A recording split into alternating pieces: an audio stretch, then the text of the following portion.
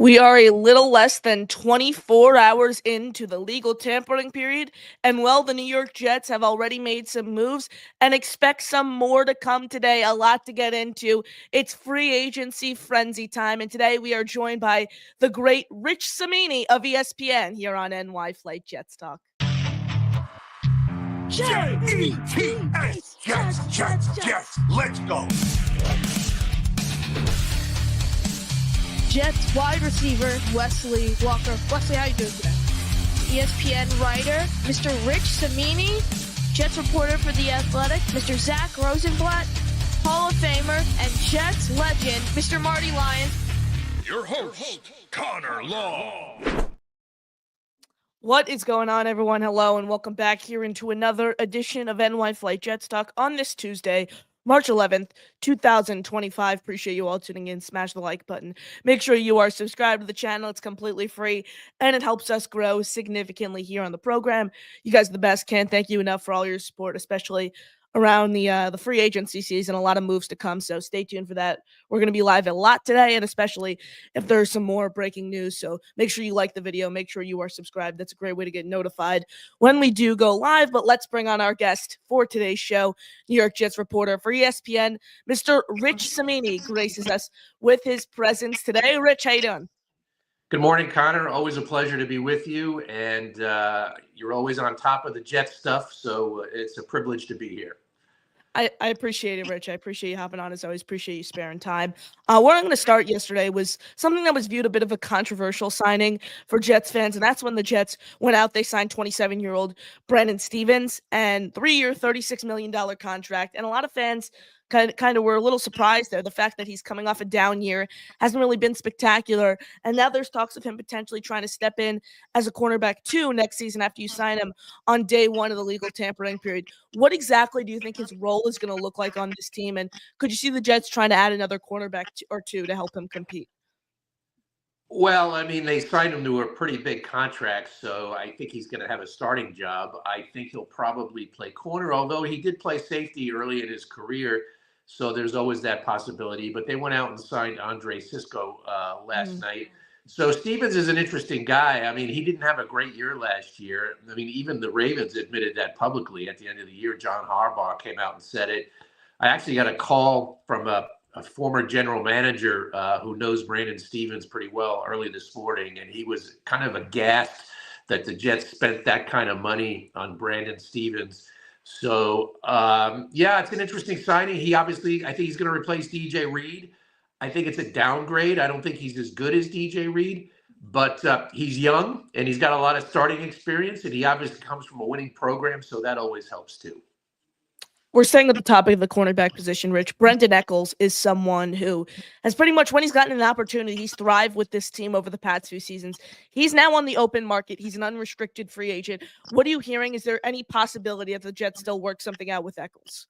Yeah, I think they still want Brandon Eccles. You encapsulated his role very succinctly there. I mean, he's a really good special teamer too, as a gunner and on the punt team. And, he's going to be their fourth corner. But, in this league, you need four really good corners. I mean, look at the Eagles last year. They were so deep at corner and took them all the way to a Super Bowl. So I think they want to keep Brandon Eccles. Obviously, they haven't agreed on a price because, he's still out there.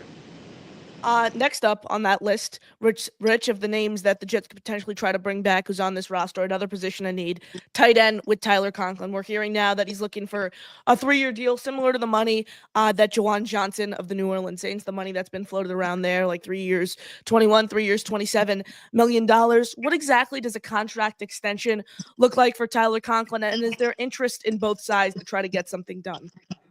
I do believe the Jets have an interest in Tyler Conklin. If you asked me like a week or two ago, I would have probably said no. But checking with some people in the last couple of days, I do believe there is interest. But I also believe that Tyler wants to, play the market and see what's out there. I think you're going to see some tight end movement today around the league. I'm just going to check my list here real quick. You didn't see a lot of tight end movement. A couple of guys went.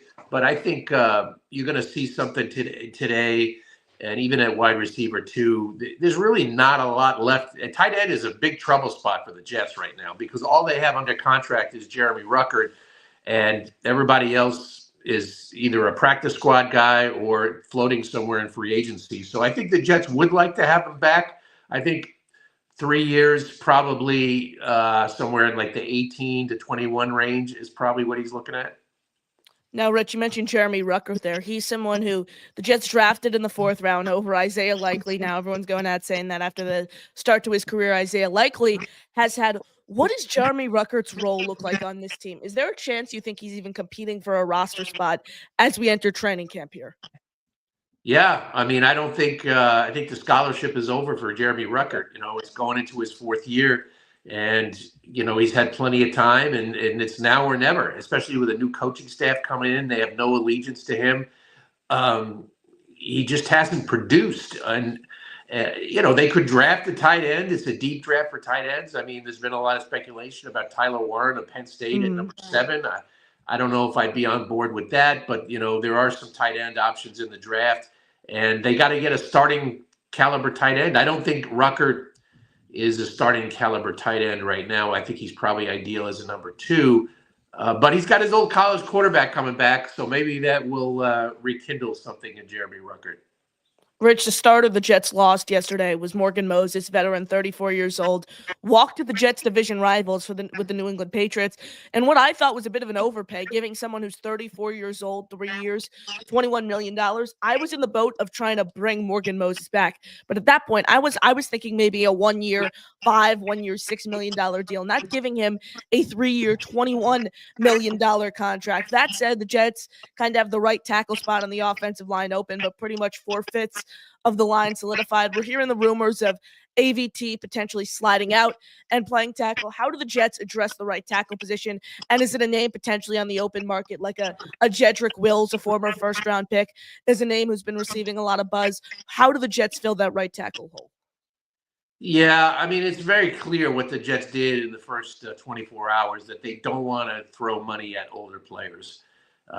They got younger. I mean, look at the guys they signed yesterday. They were all between ages 25 and 27. I think they're making a concerted effort to sign guys in that age group. And I get it. I mean, they were an older team last year, and now you want to get younger with a new regime.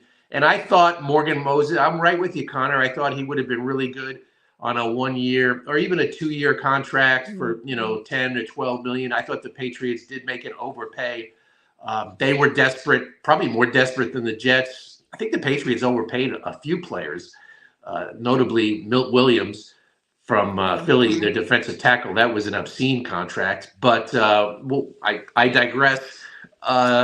Yeah, so Morgan would have been good to have back, but and the Jets are in a little bit of a pickle there because I don't think there's anybody really in free agency that is a plug-and-play right tackle. Jedrick Wills has been a disappointing left tackle for the Browns over his career. He was the guy who was drafted 1 spot ahead of Mekhi Becton, who, by the way, is still available and probably could play right tackle for the Jets, but I don't think they're going to go down that road again. Mekhi will get a deal. I think he probably will end up going back to Philly. But, yeah, I think right tackle with the 7th pick in the draft is a definite possibility for the Jets.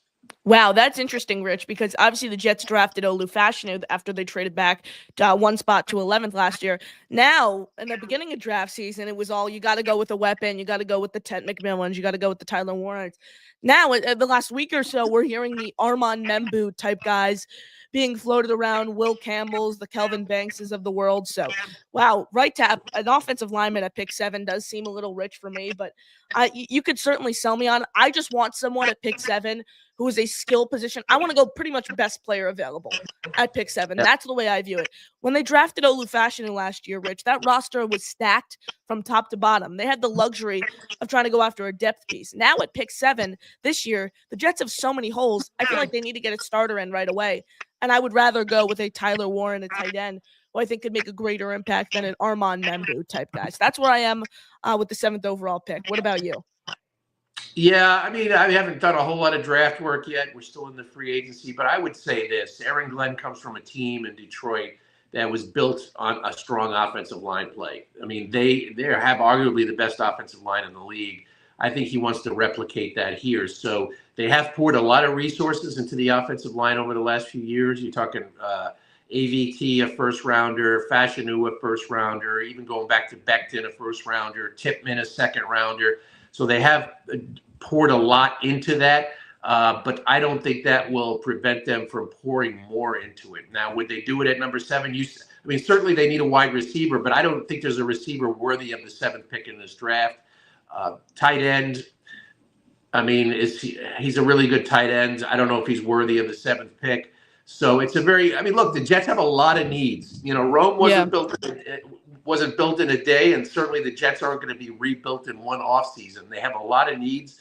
They're not going to be able to get to all of them in one offseason, but that's part of the process. That's what happens when you take over a losing franchise.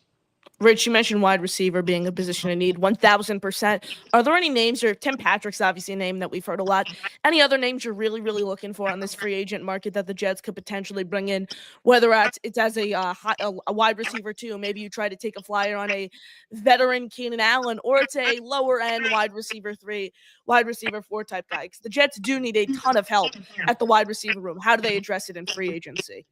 Yeah, unfortunately, Connor, there's just not a lot left out there. I mean, This was not a good free agent market. That's why Davante Adams was lucky he got cut early. He was able to get out there ahead of time, and he got a good deal from the Rams. So I don't fault the Jets for cutting Davante Adams. They had to move on. They needed that cap room.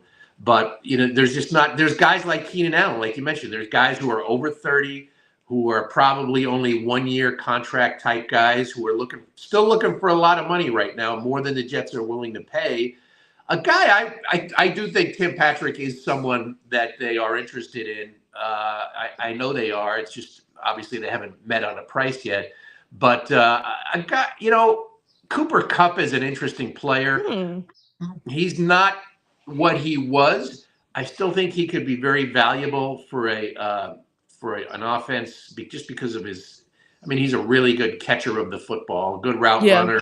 I think he's probably lost a little bit of his speed over the years. He's had 3 somewhat, I don't want to say less than stellar years after that amazing season he had 4 years ago. But he would be an interesting guy. I mean, I don't know if the Jets are interested in him. I'm just saying I think he would be an interesting add for them, because they need somebody. I mean, you cannot go into the draft with what they have right now. 1,000%. Cooper Kupp's really an interesting one, Rich, because people look at his injury history and they're immediately turned off by it. His age, the injuries he's gone through. People go, no, I've had enough. I'm not adding Cooper Kupp. Well, we heard from Adam Schefter yesterday that if a trade can't come together in the next few days, he'll be released. Look, ideally, I don't want to give up a 2nd or a 3rd round pick for Cooper Kupp, but if he gets released, he's certainly a name I'd be looking for on the open market. I want to go back to the defensive side of the football in the last few minutes I have with you here, Rich. And I want to mention Andre Cisco. You spoke a little bit about him. Jets added him, Syracuse product. You're wearing the Syracuse sweatshirt right now. Obviously, you're alma mater. You're a Syracuse alum. So Cisco's someone who's 24 years old, going to be 25 in the next week or so. He's a ball hawking type safety. The Jets also tendered Tony Adams, so he's going to make $3.2 million next season, fully guaranteed. Ashton Davis, though, still a free agent. Chuck Clark, free agent. Isaiah Oliver, free agent. Do you expect the Jets? Javon Holland is off the market now. He went to the Giants. Do you expect the Jets maybe to try to go after a bigger name safety in free agency like a Justin Reed, or do you think Cisco's that guy and they try to build through the draft there? Any other safeties you're looking out for here? No, I mean, I think you've seen that safety market has pretty much exploded. I mean, I'm looking at my list here. There's, you know, Justin Reed is still out there. What is he, 28 years old or something? You know, so he's not that old, but it's going to cost a lot of money there. I think Cisco is probably their guy with that contract, which I heard. I haven't seen the contract yet, but I don't think it's actually 10 million. I think it's actually a little bit less, maybe something like 8.5. So, but he's an interesting guy. I mean, of course, he's from Syracuse. He's actually a local guy, Connor. He's from Long Island. He went to St. Anthony for a year. He's out in your neck of the woods in Valley Stream. But, you know, he is I thought he was an ascending player for a couple of years. He did not have a good year last year. He blew some coverages. He ended up losing his starting job for a couple of weeks. I mean, we saw that what the Jets did to the Jaguars. I mean, Rodgers and Devontae Adams had a field day down in Jacksonville last year. Cisco was part of that Jacksonville debacle that day. So he's an interesting guy. He's only 25. I think he does have ball hawking traits. I think the Jets are very confident in their defensive coaching staff with Aaron Glenn and Harris and even they have Dre Bly, a former corner. So I think they're confident that they could take a young guy like Cisco and get him back on track, because clearly last year was not a good year for Andre Cisco. And I would throw this out about Tony Adams. Just because he got the tender from the Jets doesn't mean he's coming back.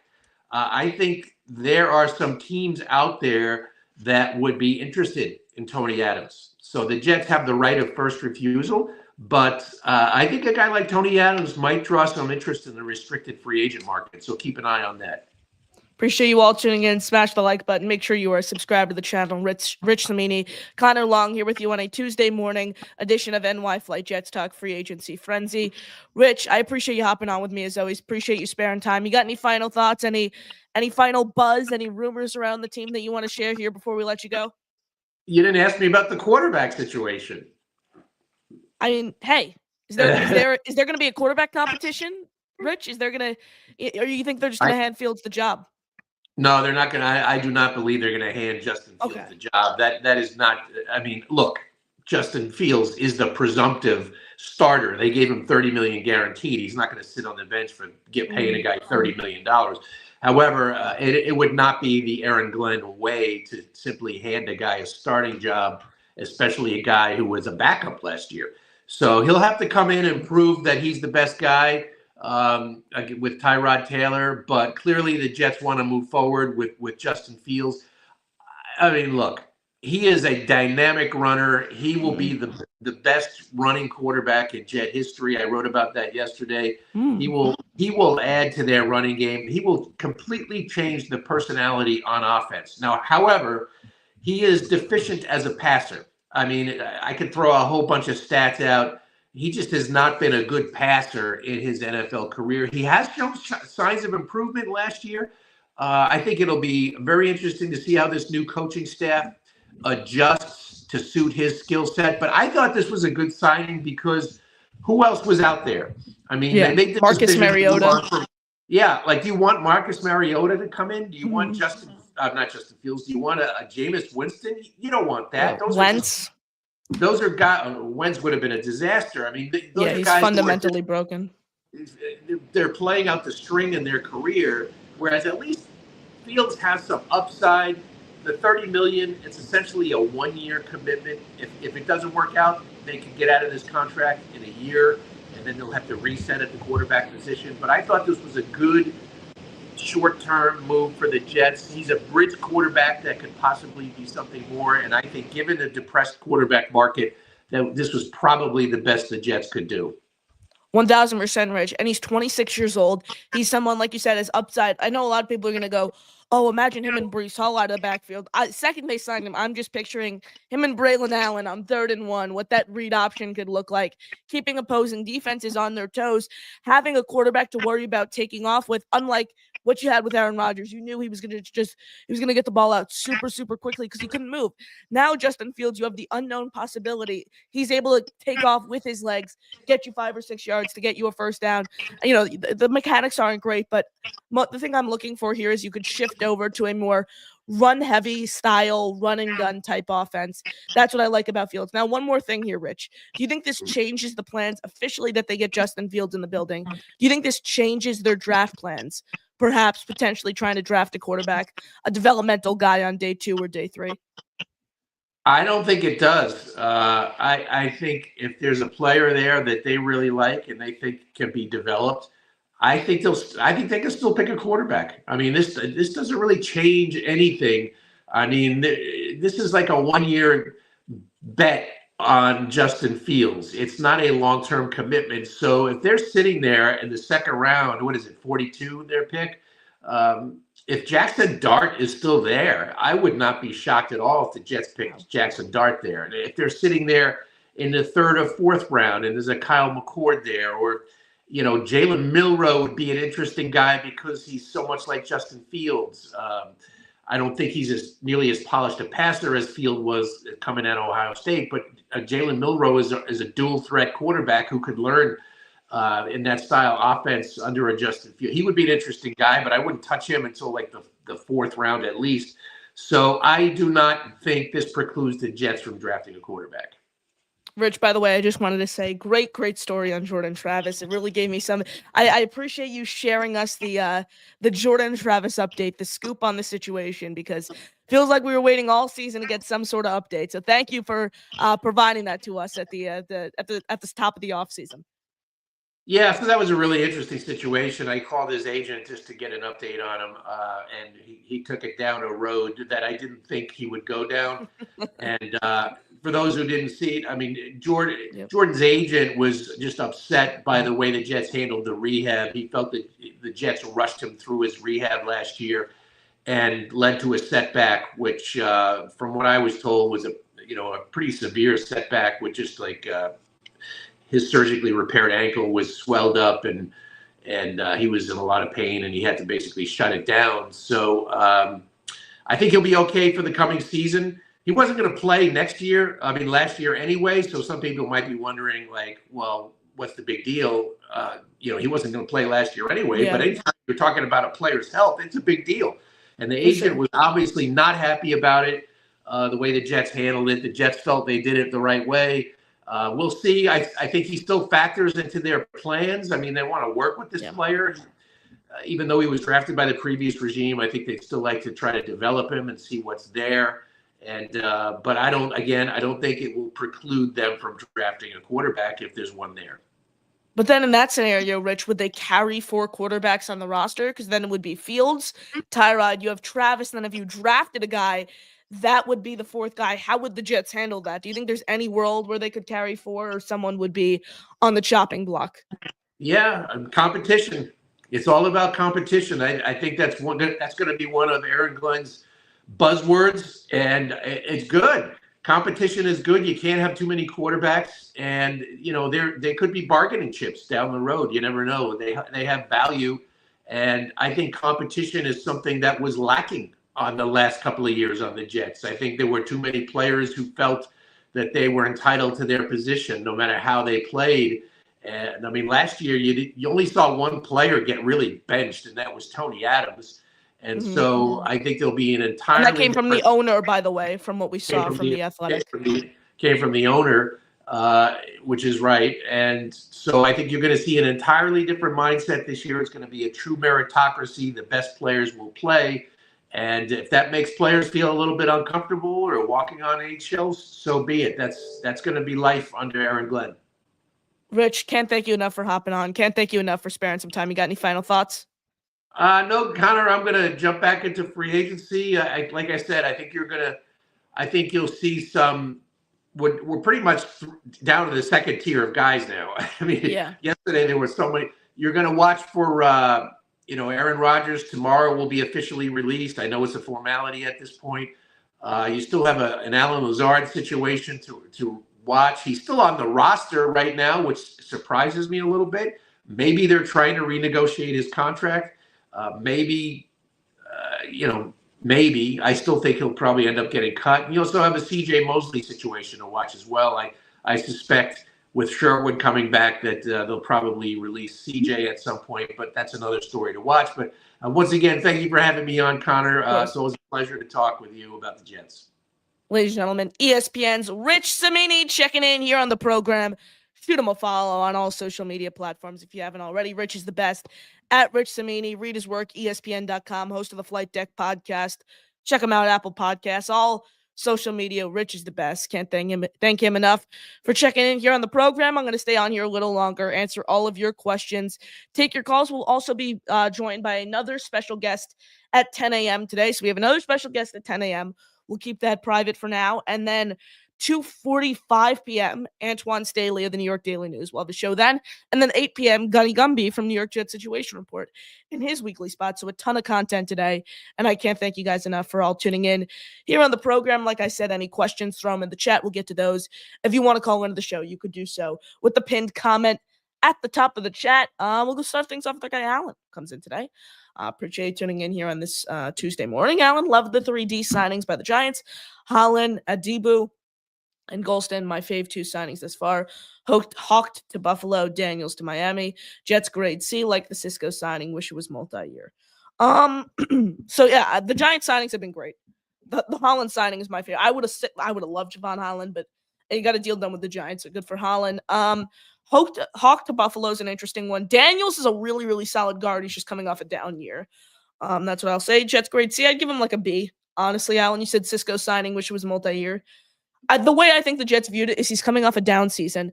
Get him on a 1-year, $10 million prove-it type deal, and maybe it turns into a multi-year deal with a solid season. I think it's this 1-year prove-it type deal. Show me what you did in 2023. Try to replicate that for me. Show me what you did in college, and then boom, we'll talk extension from there. I think that's the way we're going to look at it. Thomas, have a feeling Jalen Milroe is who the Jets have their eyes on. Look, their quarterback coach, Charles London, pulled him aside and had a conversation with him during the combine drills. Jalen Milroe is nothing more than a pure developmental day 3 piece. He's a high ceiling, but his floor is so low. I would wait until day 3 to take him. I think he would be perfect for the Jets if they haven't taken a quarterback and they're in that 4 to 7 round range. That's where I think Jalen Milroe would be a great fit for the Jets. He's going to be 20. He's 22 years old right now. Pure athlete. I mean, 6'2", 225. Dual threat type guy. The dynamic arm talent, but is very, very eager to pull the ball downfield. Doesn't really trust his eyes, trust his instinct against defensive coverage, and just doesn't have a great pocket presence overall. He's maybe a guy you look at for, like I said, rounds 4 through 7 as a developmental piece, but nothing more than that. I don't think you can rely on him for anything. Bill M in the house, top free agents, didn't clarify their remaining. Rodgers, Becton, Lockett, Keenan Allen, Chubb, Gilmore, Ingram, Bosa, Diggs, etc. Rodgers, I think, is going to go to the Steelers. Becton, I think, goes back to Philly. Lockett could be a name to look out for the Jets on a cheaper type deal. Keenan Allen is going to get paid somewhere. Nick Chubb, I'm not too familiar where the landing spots are for him. Gilmore, I think, Gilmore's an interesting one. I don't know where he's going to go because he's on the older side. Someone was an all-pro just a few years ago. Get him on the cheaper side. He's interesting. Ingram, I expect that I want the Jets to be in on the Evan Ingram talks. He's a field stretcher. He's a pass catcher. That pure, he's a tight end, but he could also be your wide receiver 3 type guy in the sense he's a field stretcher. He's not like an inline blocker type guy. He's more of a field stretcher in the sense he's going to beat you vertically down the field. That's what I am on Evan Ingram. Yeah, Thomas pretty much clarifies what I was saying there. Sco in the house. Austrian Jet fan comes in with 5 gifted memberships. That is 5 more raffle tickets for the number 1 Austrian Jet fan. Hit it, AG. Here's what I do know. We're the freaking New York Jets, so we're built for this shit. Damn right. 5 names to read from our number 1 Austrian Jet fan. T. Rivera, Silvicito, Maurice, Monkey Man, Stan Schnitzel. You're all members thanks to the number 1 Austrian Jet fan. Then he follows it up with a $2 super chat. Says Rich is the best. Appreciate you as always.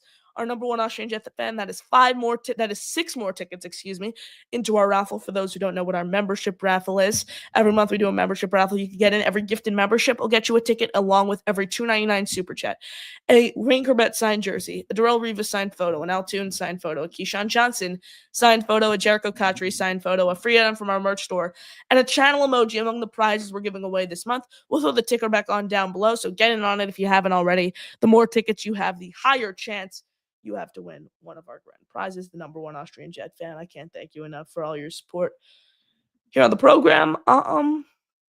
Where were we? Taylor comes in, says Chin's an interesting one, Taylor. Unfortunately, he was picked up. I would have been in on him because he's not 30 years old yet. He's coming off a career year with the Commanders. He ultimately got 2 years, $16 million with the Raiders.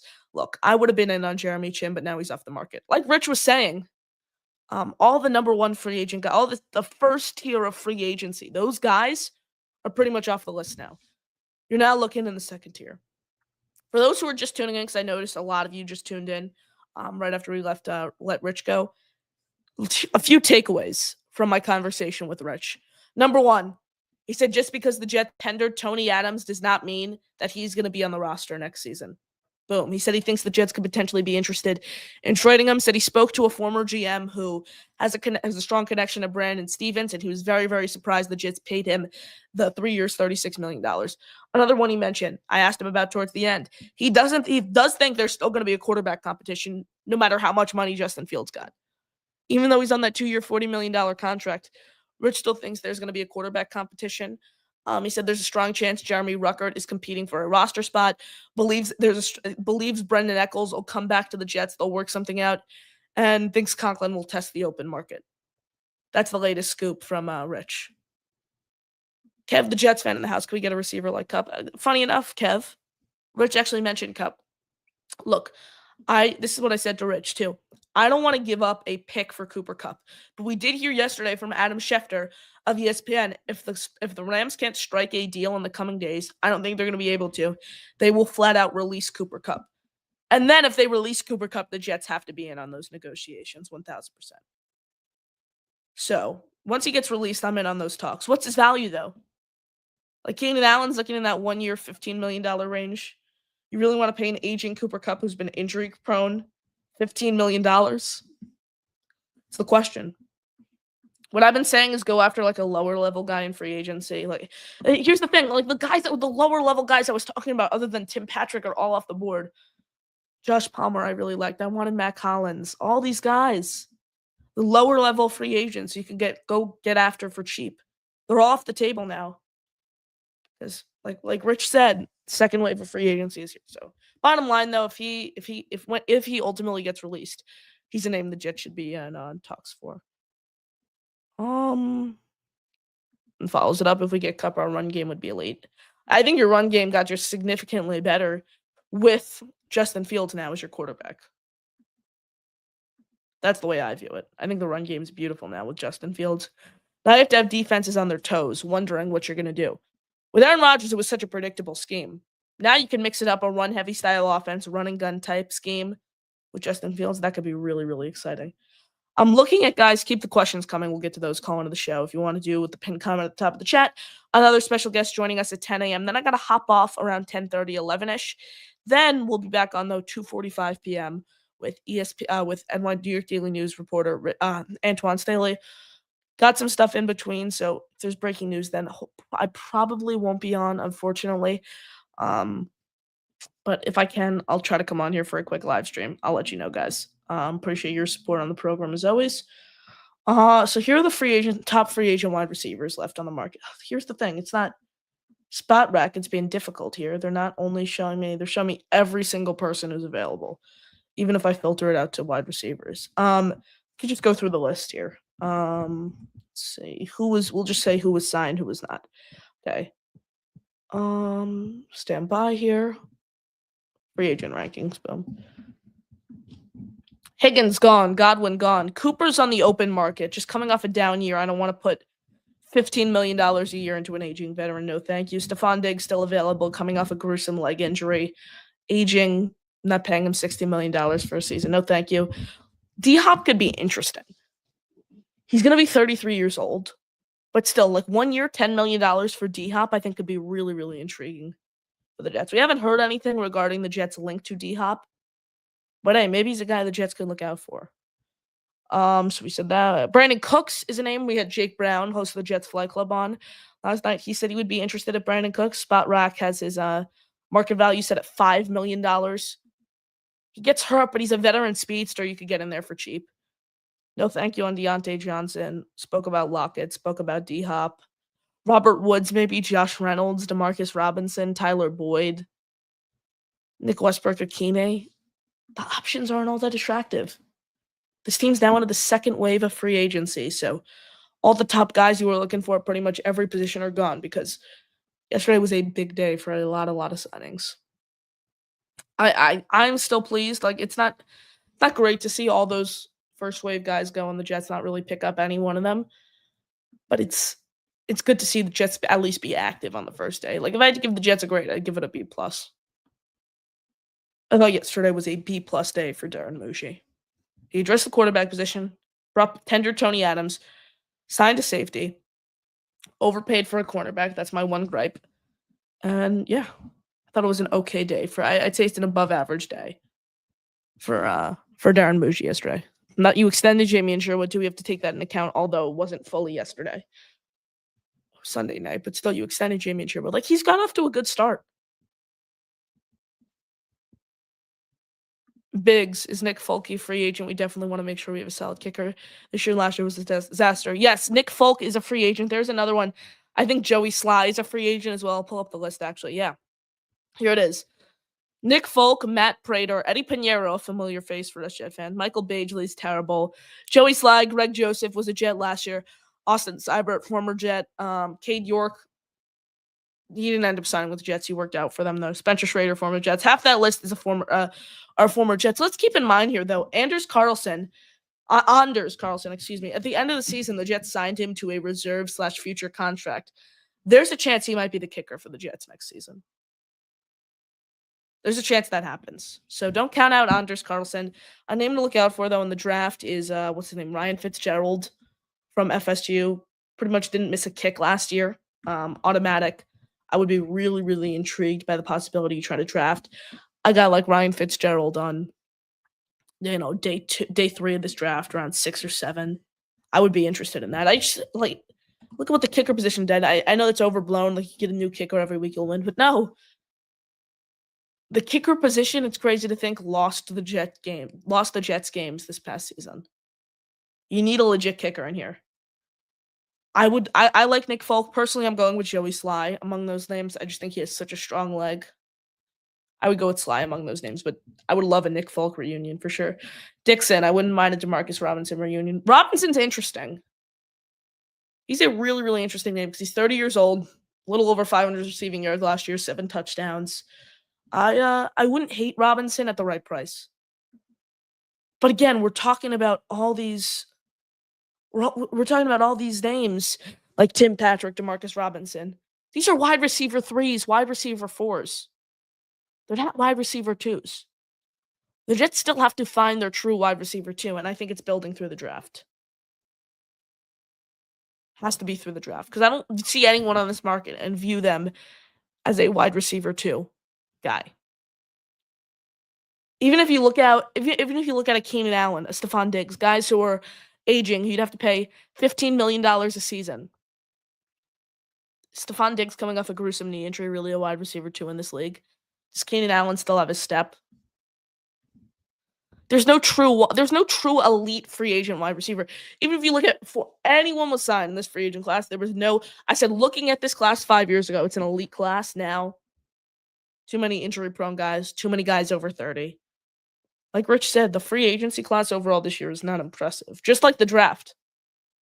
This year's free agency class and this year's draft are not stacked, not impressive by any means. So I still think they get their wide receiver 2 through the draft because there's not a true 2 in free agency. Like Demarcus Robinson, what is he? Like I said, a 3, a 4, a low end 3, a high end 4. That's what I say Robinson is. John says, Connor, why aren't you in school? It's a spring break. Parent-teacher conferences today, John. Then I have next week of school, and then I'm on spring break. So parent-teacher conferences today, John. Emmanuel Holcomb, wide receiver later in the draft. I like a wide receiver in the first round. I really want a wide receiver in the first round. Whether that's trying to roll the dice on a Ted McMillan at 7, who you guys know I'm very, very high on. Or you're trading back, or you're just sticking and picking and you're selecting Emeka Ibuka from Ohio State, someone who's a dynamic route runner, able to get himself in space 6'1", 200 pounds. Like a lot of these names. John Hassel, the 49ers cut their fullback. Would he make sense for the Jets? What about right tackle? Losing Moses stinks. At least we didn't overpay. Yeah, they cut Kyle Juszczyk. Juszczyk's interesting because he's a fullback, but he plays like a real position player, like a skill position player. Like he provides you some value as potentially even a receiver too. Look, I would be on board bringing him in because that with Fields as your quarterback, you have the 2 dynamic running backs in Braylon Allen and Breece Hall. You have Juszczyk that you could set up for like a triple option offense. Triple option formation in the backfield. I think that could be really, really intriguing. I would be in on Juszczyk. Right tackle. I was talking to Rich. We had Rich Cimini on John for the first 25 or so minutes here on the show. We both think the free agency class tackles isn't all that great. We both mentioned Jedrick Wills. He doesn't think it's going to happen. He thinks there's a possibility trying to build through the draft there. Maybe you kick AVT out. Personally, what I would do, if I were the Jets at right tackle, I would sign Jedrick Wills. Rich also mentioned tackle at 7 is in play. And you guys know me. If you've been watching the show, you know I'm not a fan by any means of taking a tackle with the 7th overall pick. The way I would do it though, John, is I would address it in free agency. I think you sign Wills 1 year, $5 million. And then you look at like a later round guy in the draft, like a Wyatt Millum and Ozzie Trapillo in round 3. Those are 2 guys I really, really like. I don't want to use a first round pick on a tackle though. I just don't think the value is there overall. And I agree with the last sentiment there. I wanted Moses back, but it would be like a 1 year, $5-6 million deal. I'm not paying a 34-year-old a 3-year, $21 million contract. I'm just not doing that with the current cap situation. I'm not. Appreciate you all tuning in. Make sure you smash the like button. You are subscribed to the channel. It's completely free. Helps us grow significantly here on NY Flight Jets Talk. Keep the questions coming. We'll get to those. Call into the show with the pinned comment at the top of the chat. Our other special guest joining us here. You know, I'm from Take Flight Today. Co-host Boy Green Meets Woody. It's our guy James Woody who graces us with his presence here on the program. Woody, how you doing? Let's go. Doing great, Connor. It is an honor to be on your show today. Thank you for having me. Woody, I'm super happy you were able to be here, and let's get right into it. I mean, a little less than 24 hours into the legal tampering period. Just overall thoughts on the moves the Jets have made. What grade would you give Darren Moshi throughout the first 24 hours or so?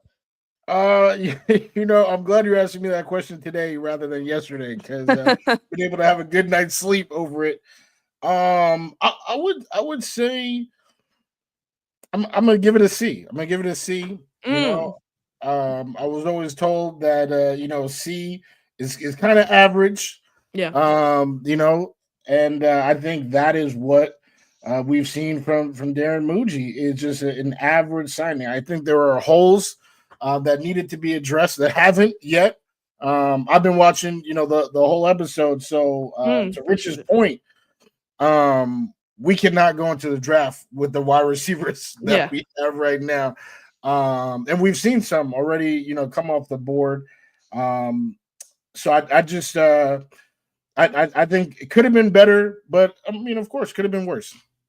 Yeah, for sure. And the Jets, they made a few moves yesterday. I would give it a B plus, just because I have to take into consideration the fact that they extended Jamie and Sherwood the night before to that crazy 3-year deal, $30 million guaranteed, worth up to $45 million. So I really, really like that the Jets went ahead. They did that.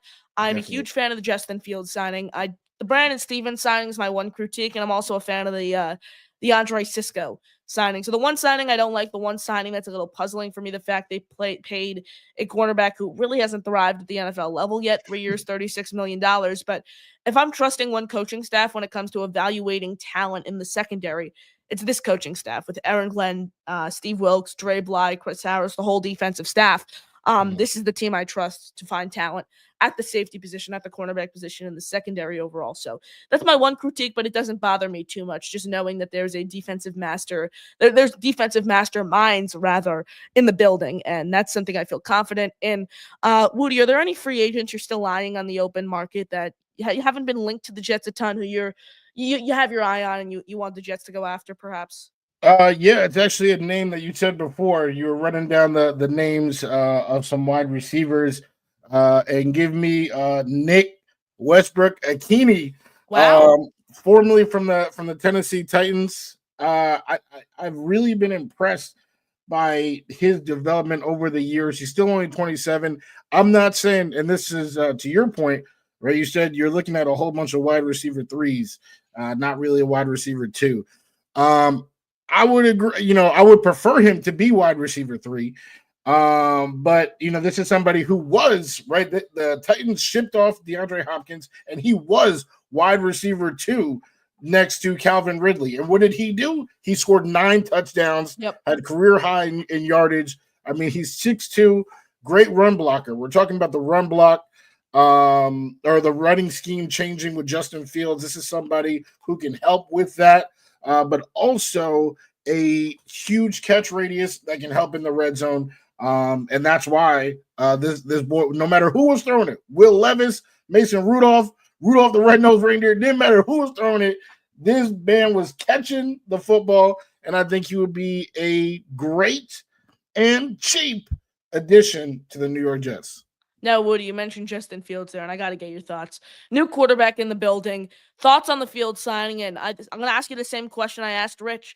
Are you in for potentially just handing him the starting job right out of the gap, or do you still want to give Tyrod Taylor a bridge quarterback who's a perfect stopgap option, which he's shown throughout the entirety of his career? Same question I asked to Rich. Are you for just handing Justin Fields the starting job, or do you want there to be some sort of competition? I was probably the only person in the world that was punching air when I got the news about Justin Fields. I didn't think Wow. that Fields. I feel like it's a distraction because I think what we all know deep down, like if we think about it, what we all know is that he's not the long term answer. But I think we all, the signing has occurred and everybody is putting that on him. They're hoping that he is, and I think that is distracting the long-term plan. What actually helped me feel better about it is Rich's point that we can bring on 4 quarterbacks, because ultimately that's what I wanted to do. I wanted to draft one of these second-round guys. If Jackson Dart is still there in the second round, like Rich said, or one of these later guys, Kyle McCord, Jalen Milroe. That's the plan that I was thinking. I was thinking that having Justin Fields on the roster would distract from that, right? We would just all give him the keys. All right, we just hope. And he could have a decent year. And the pressure would be, re-sign him, give him 5 years, give him a Sam Darnold type contract like what Sam Darnold got. But I don't think his ceiling is as high as we are convincing ourselves it is. But to answer your question, I do think they're handing him the job. I know that was a point of contention with the Steelers, right? He didn't want to go to the Steelers without having that guarantee, which they couldn't give. I think they gave it to him. They don't want to ruffle feathers. They know this is a reunion. Garrett Wilson, Jeremy Ruckert, if he's still on the team, to Rich's point. But with Garrett for sure, their guys. I don't think they want to ruffle the feathers, especially in such a short. Right, this is a short-term deal. Rich, said they can get out of there in 1 year. So, why mess up the short time by, putting him on the bench when it's so clear that he, wants to be, he needs to be a starter this year. Now, my next question to you, Woody, since you said you didn't want Justin Fields, you think it's going to be a distraction. I feel like people have been saying they didn't want Justin Fields, they don't want Tyler Conklin back, they didn't want Morgan Mose back. Well, then my question to you, for someone who didn't want Justin Fields, who'd you want as this team's quarterback? Because Justin Fields clearly is the most exciting option among all of them, a dual threat, dynamic type athlete who you have to worry about him taking off with the ball. I really like the possibility of shifting over to a run-heavy, run-and-gun style offense. For someone who didn't want Justin Fields, what was your plan at quarterback this season? Yeah, I mean, hey, maybe I'm not too bright as possible, but I was Team Tyrod all the way. So I was Team Tyrod too. Really? I was, but okay. I'm a big Tyrod. I'm a huge Tyrod Taylor fan. Even at the end of the season, I was contemplating buying a Tyrod Taylor jersey, but I decided not to unless he was handed a starting role. I love Tyrod Taylor. Thing is, I wanted to sign Justin Fields because I thought you needed some sort of safety net. Like, even if Tyrod somehow gets the job, he's going to get you 7-8 games max. Like, you need some sort of backup plan. And that's why I'm saying, like, let's say you give Justin Fields the job. He doesn't get off to a great start. You give him the job. You start 1-4. You can put in Tyrod Taylor, who is a perfect serviceable backup who can lead you 500 over 4 or 5 games. So I like Tyrod, but again, what was your backup plan behind Tyrod? Because there needs to be some sort of plan. I would have just made it Tyrod's daycare and just have like a veteran QB in there. Because again, my plan was to develop that next QB. And we have seen it with our own eyes where Tyrod Taylor is a week 1 starter, and then he gets hurt, and boom, Justin Herbert is now having the best rookie QB season that we've seen. Then, right, you look back a little bit further, Tyrod Taylor, the week 1 starter, boom, he gets hurt. Baker Mayfield, at that point, that was the best rookie season. So I just think having one of these young guys develop behind Tyrod Taylor history repeating itself. That's really was my plan. Was just to have that guy come in, learn, and if Tyrod does get hurt, 7-8 games max, then who knows? We might be in for one of the best rookie seasons of all time. So that was my plan. But knowing that Fields coming in, like I always thought that was going to eradicate that plan. But knowing that they could do both at the same time, under what Rich was saying, bringing in 4 QBs, I'm at peace. I'm at namaste. I'm at peace with the Justin Fields edition. Woody, any in-house free agents like a Brian Eccles is a name we've heard a lot about. A Tyler Conklin. What do you want to do with those guys? Are you trying to retain him? Are you trying to bring him back here on bring those guys back here on more of a team-friendly deal? Or are you for letting them walk on the open market? I would bring both of those guys back. I would add this was a name as a cut candidate who I definitely do not want to cut. I want to put the scissors down. CJ Mosley, I want to bring him back. Okay. I think for all 3 of those guys, I don't think you can, do better for their value. I really don't. Like you said earlier, anytime that we called Eccles' number, he's been, he showed up. And I think, having that type of quality depth is super important for what this team is trying to accomplish. I would say the same with Tyler Conklin. I won't lie though, Evan Ingram. I love Ingram. Yeah, I would not be opposed if they sent him a deal. But that's the only other type like this Jawan Johnson nonsense. To me, he's coming off a career year, and that career year is not even better than any of Conklin's 3 Jet years. So yeah. I don't want that. I think that's a step down for no reason. He's 1 year younger than Conklin. Maybe if he was like 6 years younger, you could say, oh, career year, we can develop him. His best football's ahead of him. They are pretty much at the same point in their careers, and Conklin's been better. So if we are moving off of Conklin, which I don't want to do, if Conklin, you out there, Tyler, I don't want to do. But if we do, then Evan Ingram definitely is my pick. I mean, that guy, he caught 114 balls. 114. Yeah. He's a field stretcher. Yes. He's not like a classic inline blocker type tight end. He's a wide receiver. He's a big wide receiver. That's the way I view him. And that's what I've been saying about him since he got released. Think of him as that field stretcher. He could be your tight end too. He doesn't provide you the best blocking value in the world, but he's the wide receiver 3 for you on your team. If you sign Evan Ingram, he's your pass catcher 3. That's who Evan Ingram is. If they move on from Conklin, Moody, my ideal plan is probably going in the draft too. You add a Harold Fannin from Bowling Green, Terrence Ferguson from Oregon, like those guys. And then a free agent, I think, so I want to cut Ruckert. I want to move on from Yeboah. I want to get rid of Kuntz. I want to get rid of Conklin. I want everyone gone at the tight end room, and I basically want to look at it and I want to start from scratch because I don't think there's any talent there. Maybe you could bring back Yeboah, but still, he's a special teams guy. He doesn't provide you offensive value. What I would do is I would look. I mentioned what those draft names, the day 2, day 3 type draft names, and then in free agency, I would sign Evan Ingram to be the field stretcher, wide receiver 2, wide receiver 3 guy, and then I would sign Mo Ali Cox, who isn't the most attractive name in the world, isn't a pass catcher. He could get you around 200, 250 yards a season, but he is your guy you run 12 personnel with. He's your guy who's your inline blocker, who could run block, who could pass protect. I really, really like that possibility. So I kind of want to add 3 tight ends. You heard me talking about it with Rich. Is Jeremy Ruckert's roster spot safe? Do you want to keep Ruckert? What is your overall vision for this tight end room? Well, let's just say, your plan. Let me co-sign that real quick. That was that's quite the plan. I would be hyped with that trio. Like you said, you have the receiver and Evan Ingram, which we're starving right now. We only have Garrett, so that would be fantastic. Mo Ali Cox, as sturdy as they come, and then drafting one of those young guys to kind of develop. That actually, believe it or not, is exactly what Joe Douglas tried to do, bringing in CJ Uzomah, Tyler Conklin, and Jeremy Ruckert in the same year. That's exactly what he was trying to accomplish, and I think it kind of failed.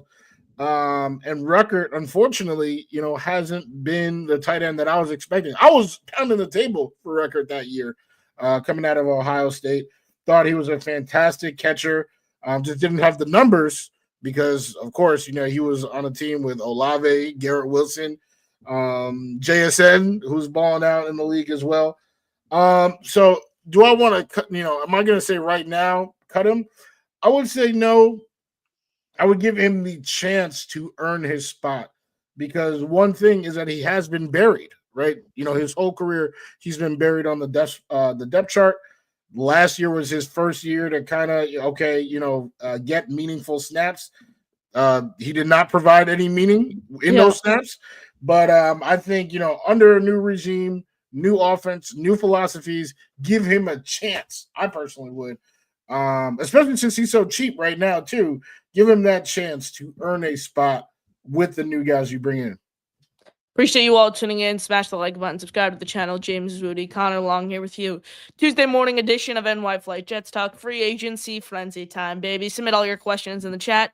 Want to get in on the conversation, call into the show. Pin comment at the top of the chat. Emmanuel Holcomb in the building comes in, says, what wide receiver is worth 7, Connor? I would prefer getting the game-changing tight end that could block, catch, and play quarterback. Ted McMillan and Emeka Ibuka, Emmanuel, and I don't think I need to do too much explaining. If you want me to, I can, but Ted McMillan and Emmanuel and Emeka Ibuka are the two top guys I'm looking for in this year's draft, and I both think they are worthy of the 7th overall pick. But look, I would 1,000% be on board with Tyler Warren. If you've been watching the show, you know how big I am on Tyler Warren as that guy who's an inline blocker, who's a wide receiver, 6'6", 261 pounds. I really like Tyler Warren. Woody, which way are you leaning with the 7th overall pick? Well, let me ask you something. What is the gap between Tyler Warren and Ted McMillan Tyler Warren and Evan Ingram, versus the gap between Ted McMillan and who we talking about? Nick Westbrook and Cimini? Like, what are we talking Xavier about Gibson? Right yeah, so that gap is huge. I think there are still quality, like Evan Ingram I would be ecstatic with Evan Ingram. I would not be ecstatic with any of these guys that are, available at the wide receiver position. I wouldn't. But I would be ecstatic with Ted McMillan. That's a game changer. Oh my God. Ted on one side, Garrett on the other. I mean, we're talking about a dream right here. And Emeka Ibuka also deserves that type of love. I'm not trying to say Warren is bad. I do understand the need of a tight end. I was one of those Bowers boys, as they called them last year. I was definitely hyped for Bowers. So I know that I'm not disrespecting the tight end position. I just feel like, Ingram and even Conklin is better than the alternative at wide receiver of, Gibson, Akini, even Cooper Kupp. I don't want Cooper Kupp. All these, none of that is something that I want, anywhere close to the option of having McMillan and Ibuka. Before we keep going with your question, guys, and take your calls, I'm going to pull up this tweet here from Zach Rosenblatt of The Athletic. It's a kind of more of a long-winded one here. Oh, let me try to zoom in. He wrote a novel. Yeah, some random Jets AM thoughts. I think the Jets are attacking free agency exactly how they should be, targeting younger guys with room to grow at a reasonable cost. It's the right way to operate, especially for where this team is. Justin Fields is 26, Stevens is 27, Cisco is 25. I get the argument that they paid too much. Well, we don't need that. I want the buzz. I want the buzz, Zach. Here it is. Wide receiver and tight end need to be the top priority, especially tight end, in my opinion. Yes, they also need right tackle, DT, and another safety. The Jets need a safety valve for Fields and ideally good blockers at the position too. Depending on cost, I'd frankly consider a trade for Dallas Goedert. Wow. Moody, this is someone I was talking about here yesterday. I'll get your thoughts on that. Yes. And a little solid pass catcher, good blocker. And Michael Mayer is intriguing, only 23, though bringing back Tyler Conklin and pairing him with another tight end wouldn't be a bad idea either. If they don't sign a tight end, we're in the Tyler Warren zone. I think there's a decent shot the Jets land Tim Patrick, but as of yesterday, there were multiple teams trying to sign him. There are still other intriguing wide receivers available in the mold of free agency. The Jets have been signing, so the Jets have been in on. I think you meant to say in on signing so far. Nick Westbrook, Akine, Demarcus Robinson, Noah Brown are lower cost guys that are intriguing. The other options, if they want to aim higher, Stephon Diggs, Keenan Allen, Tyler Lockett, Cooper Kupp. No, Amari Cooper, excuse me. Hopkins, and then Cooper Kupp. There it is. Not a lot of great offensive tackle options left, but the best ones, not named Mackay, Dylan Raduns, Jedrick Wills, who's never played right tackle at the NFL, but did in college. Then his podcast is actually live right now. So some interesting nuggets there, Woody, from our guy Zach Rosenblatt of The Athletic checking in. The thing I want to highlight there is the fact they're trading for Dallas Goedert. We heard the other day the Eagles are hoping to get a 4th-round pick in exchange for Dallas Goedert, and I laughed when I saw that. I'd give up a 3rd-round pick for Dallas Goedert. He struggles to stay healthy at times, but when he's on the field, he could do everything. He's a blocker, go up, get contested catches. He's a pure pass catcher. A 3rd round, okay, this is the way I look at it. In the 4th round, what tight end are you getting that's better than Dallas Goedert? Nobody. None. You give up that 4th-round pick for Dallas Goedert. Not to mention, I think the Jets have 2 4th-round picks this year too. So, where's my pen? Where's my pen? Here we go. Let me post on that one more time. Dallas Goedert 4th round. Are you kidding me? Yes. I would do it twice. For sure. There's no hesitation there. The Tim Patrick news is interesting here because I feel like it was a foregone conclusion when we entered free agency that Tim Patrick was going to be a Jet. Now we're hearing that other teams are interested in him. Look, I don't even want Tim Patrick, quite honestly. I'd rather roll the dice on a Robinson and a Keenan in that spot because Tim Patrick is someone who was I'm not going to clown him for his numbers last year because he was in a freak Lions offense with all those different weapons. But his best seasons came in 2020 and 2021, where he barely eclipsed 700 yards. That was before he suffered 2 gruesome knee injuries, forcing him to almost miss 2 full seasons. $3 million at the wide receiver 4, a wide receiver 5, sure. But I think the Tim Patrick wide receiver 2, wide receiver 3 stuff is a bit outlandish. If anyone's saying that, I don't even know. I have no words for that. I was expecting him to kind of be like the Randall Cobb. Yeah. Someone comes in, they're a nice, locker room guy. Exactly. But you hope they play 0 snaps. Which, if you need someone like that, fine. But Tim Patrick, he's not at all somebody who is featured in my plans of what the New York Jets offense should be. But I think that tweet highlights what I was saying before about the tight end position. Right now, after that tweet, now we have other names in there: Dallas Goedert, Evan Ingram, Michael Mayer, who I actually think is that's sneaky good. That is sneaky good. And Tyler Conklin, right, is still somebody. But there weren't wide receiver name, right? There's no trade targets that anyone is aware of right now where we could get that that real wide receiver 2 to give us that duo. So I really, again, number 7, I'm going wide receiver all day, really. Wide receiver. If I have the choice, for sure. And tight end, hey, here's that 4th rounder. That would really change how I feel about the Jets coming into the season to secure Dallas Goedert and to draft one of those wide receivers that we were just talking about. My whole thing with Michael Mayer, though, Woody, to kind of go back to what you were saying, the fact that we're hearing now he might get moved for a 4th-round pick, the same rate as Dallas Goedert. Like, I'm giving up a 4th-round pick for Dallas Goedert before I give up a 4th-round pick for someone who hasn't eclipsed 250 yards in his NFL career. Like, that's just what I'm doing. Actually, is that true? He had 150 in a single season. He had 156 in 2024. Oh, he had 304 in 2023. But still, his numbers overall haven't been great. Still 23 years old, was on the same roster as Brock Bowers, 6'4", 265. But I'm still going with the veteran pass catcher who's all reliable, if you will, in Dallas Goedert when it comes to that position. But Woody, can't thank you enough for hopping on. Can't thank you enough for checking in here on the show. You got any final thoughts? Hey, we got to continue to be active here. I wasn't, nervous. I know every time, right? Oh, the legal tampering period opens at 12 and we're just refreshing our phone, freaking out. if no move is made, in an hour. I'm not like that at all, but there are definitely some positions that still need addressing. And of course, Zach Rosenblatt said it best. Wide receiver, tight end. But your boy's still out here looking at defensive tackles, right? Yep. Quinnen. It can't just be Quinnen out there. I might have to Levi throw my and name in. Ozarike. I would. Oh my God! Boy Green has been talking about Yep. Ozarike for quite some time. He has got me on the train for sure. So, yeah, I got my eyes peeled, and hopefully we can hear or respond to more news as it comes in. Appreciate you all tuning in. Follow Woody at the James Woody on social media. Tune into his show with Boy Green. Boy Green meets Woody every Tuesday and Thursday, 3 p.m. EST.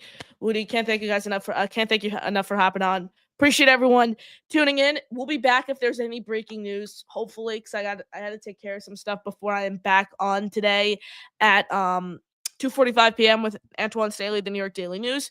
We'll be on for a little while then. Then we have Gunny Gumby on from New York Jets Situation Report at 8 p.m. Tonight it's just so hard to predict, guys, when the news is going to break. Like I ended my show 20 minutes before the Jets signed Andre Cisco, and then I had to start up a whole new breaking news show, and I was on for 40 minutes after that. So I'll probably end it right now, and the Jets will sign someone because that's what happens all the time. But nevertheless, can't thank you guys enough for tuning in. For Woody, I'm Connor signing off. JETS, Jets, Jets, Jets.